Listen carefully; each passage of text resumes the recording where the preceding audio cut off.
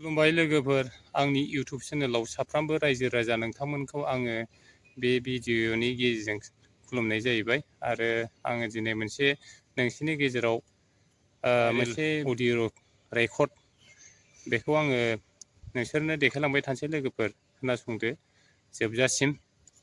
बे जाहैबाय दा बर्थमान बेखौ भाइरेल जानायखौ जोङो ससियेल मिडियानि गेजेरजों नुनो मोनलायबाय। नोंसोरबो खोनासंदो बे अडिअ रेकर्डखौ लोगोफोर, फार्स्टनिफ्राय जोबजासिम खोनासंबानो नोंसोरो मिथिनो मोनगोन। खोनासंदो। माबा बङाइगाव माने दा माबासो ओंखारलांगोन एसे मोनाब्लि अबाय थागोन ओमफ्राय? बङाइगावआवनो। ओमफ्राय बङाइगावनिफ्राय नोंखौ गाबोन दोनफैनोसै फुङाव, माने बिदिनो 8टा 9टा। ओमफ्राय नोंसोर सासे ना सानै मानसिफोरा जेनेबा नों हारसिंल' फैखागोन ना नोंजों लोगो दंफायो आरो नोंनि लोगोनि लोगो दंफायो? ओहो, थांनायाव आंजों सासे लोगो थांफागोन, ओमफ्राय नों थागोन साथाम। माने आंनि लोगोआसो माबागोन आरोखि ना, थागोन नोंजों। ओमफ्राय बेनो आरोखि बे हारसिं। मानसियालाय माबायदि, बोराय ना सेंग्रा? सेंग्रासो। मा नाम? आयौ, नाम साम नांजोबगौ, उनाव लोगो मोनगोनब्रा दाहाय थांबा। जागोन ना जाया 10 जोन? 12। हा? 12। बेसेबां?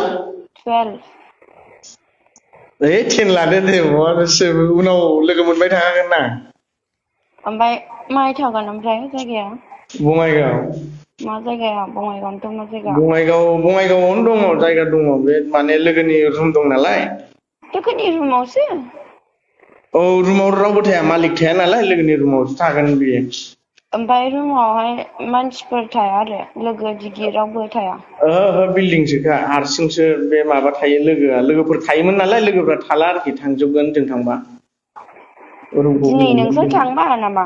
औ, जों थांबा जोंनो रुमखौ होलांखागोन। ओमफ्राय आं बिसोरजों नुजाथिनांगौ आरो नामा? नुजायालै, नों गारि सिङावसो थागोन ना, बोरै नुजानांगौ? आं नुजाथिया दै। दे जागोन दे।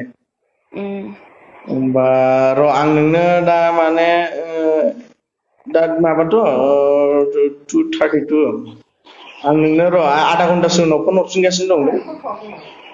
खोनाबाय? हा?